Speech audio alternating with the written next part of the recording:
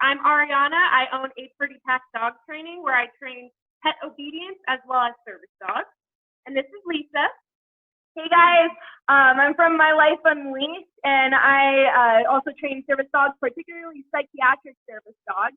And together we are from the Passion Dog, and we have a really special guest for you guys today. My name is Jorge Luis. I run StanFÜR'D University here in California.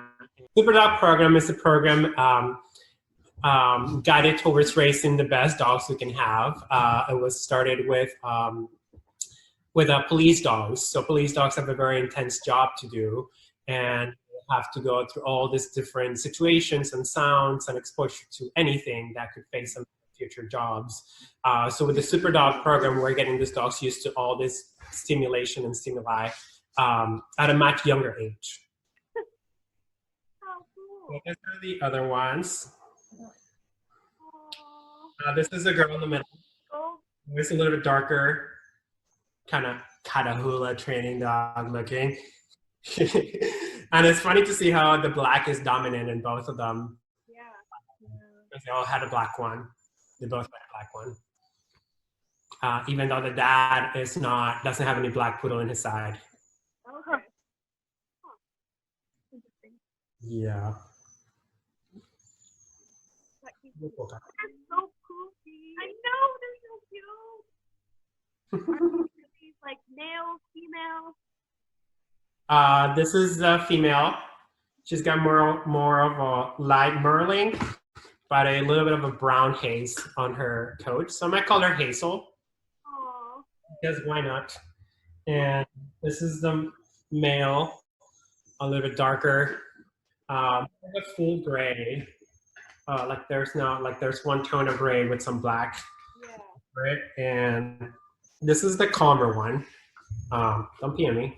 Oh, you're a female too. Oh, I keep thinking it's a male. All right, so there's 2 females today, so I'm confirmed. Yeah. And just like the other one, he is. Oh my god! Oh, that face! You're so cute!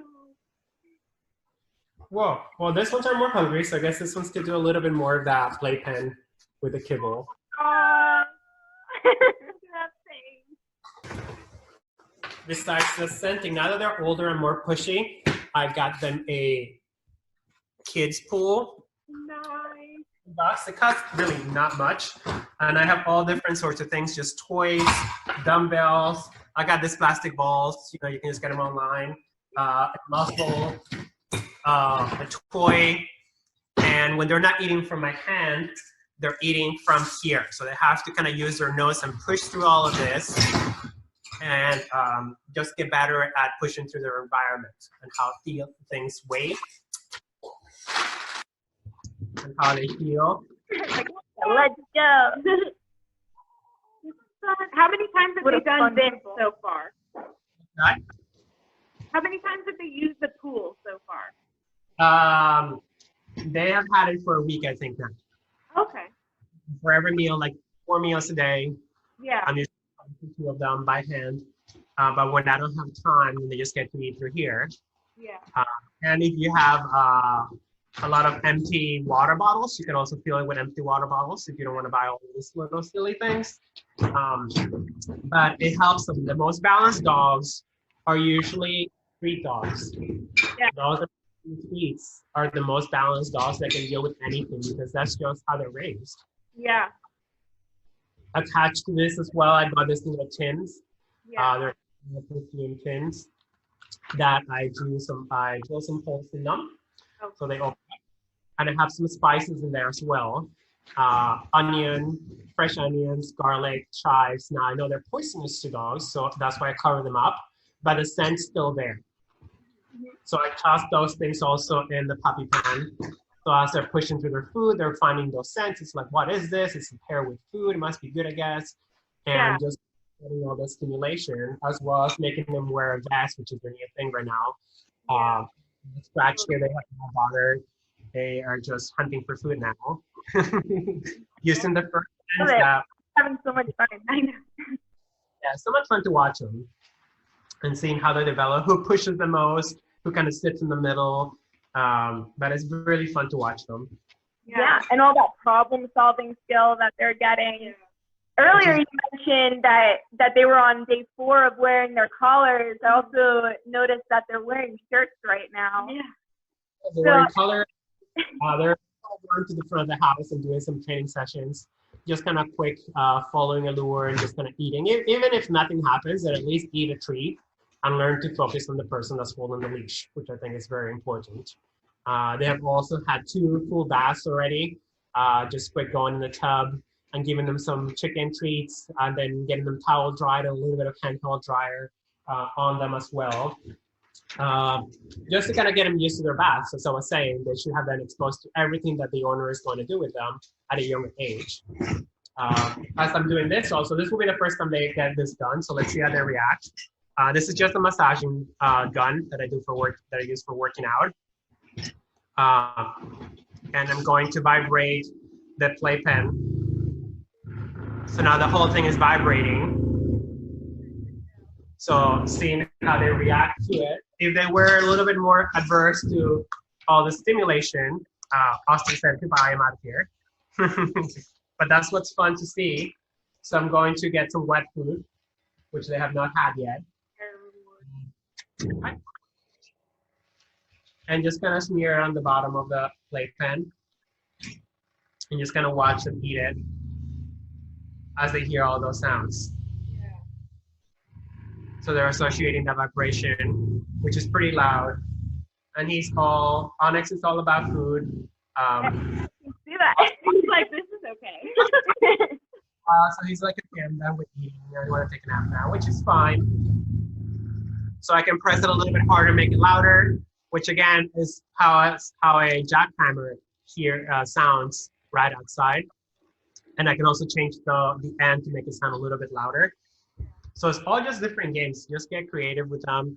All that confidence building stuff that you work on with young puppies when you get them, it's already being done. I think of it as they should have already seen most of the world by the time they go to their homes at 8-10 weeks, however old that is. They would have already walked on sand. I got some pebbles also, some lava rocks from Home Depot, and I put it on the plate. They're walking over pebbles, they're walking over lava rocks, they're working over grass, sand. So they already have walked over different textures, jumped over different things, heard different sounds, and it's all just part of their learning. You know what I'm even thinking of? How right now we're going through this quarantine, right? Yeah. And so many questions are being asked about just like how to socialize. Like, what do I do with my dog? What do I do with my puppy? How do I socialize my service dog in training? And you're finding, I mean, obviously these puppies can't go out into you know, the huge world right now, but you're finding so much to do with them right now. And they're getting so much exposure just within being in your house. Yeah. Exactly. I think the socialization window for a puppy, it's from, what would you say, like 2.5 months to 3.5, not over 4 months anymore. After that, it's more about exposure than socializing, right? We don't want the puppies to be overwhelmed by too much contact, or people over-petted them or bending over them too much, or the puppies jumping on the person and all those bad behaviors. But most of the things that puppies are afraid of at a young age is things flapping over their heads, right? Loud sounds, a gust of wind, anything moving too quickly that they're not expecting to see. But I'm just kind of simulating all of that in the yard and the house, and just kind of dropping things loud, sometimes banging metal bowls, getting balloons and kind of popping balloons depending on how far they can handle it, right? Because the exhaust of a car is going to have a loud sound. Truck sounds and all of those things. That's why I got, what else did I get for them as puppies? I got a sound CD for them as well, which is over here. Nice. Oh, how cool. So on the music. yes, they have fireworks sounds, they have thunderstorm sounds, car engine sounds, all the sorts of traffic sounds, airplanes, crying baby sounds, because we want to expose them to babies as well. Cat sounds, vacuum cleaners. I'm also always vacuuming in the house. Clipper sounds, doorbell sounds, especially for dogs. You know, if you have a dog that barks a lot at doorbells because I've never heard him before. So now they have already heard him. We can train him to alert a person that is short of hearing.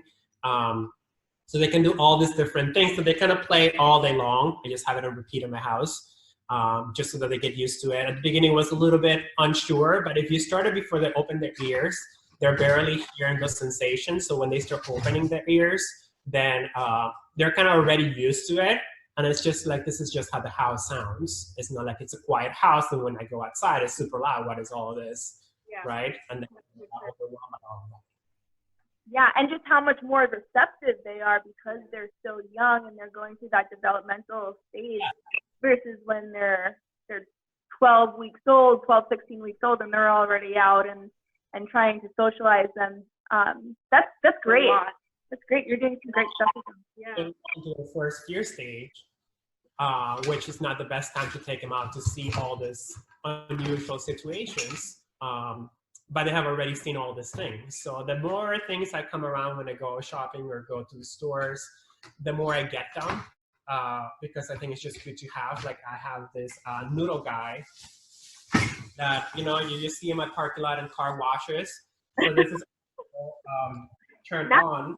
Dogs out. It's funny because Darwin was very scared of things like that. I would take him to Home Depot and during Halloween time, and all of those like blow up Halloween things in like one section of the store, and we would walk through there and his eyes were just like all over the place. Like, what is that? We're learning this is just how the sky looks. Yeah. It's just another human. Yeah, exactly. Let's hold on for a second. I'll show you.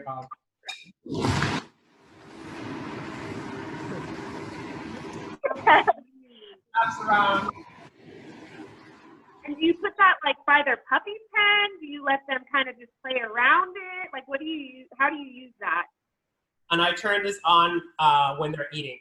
Okay. Any way they feel about this with food, which is just not, it just overrides fear if you pair it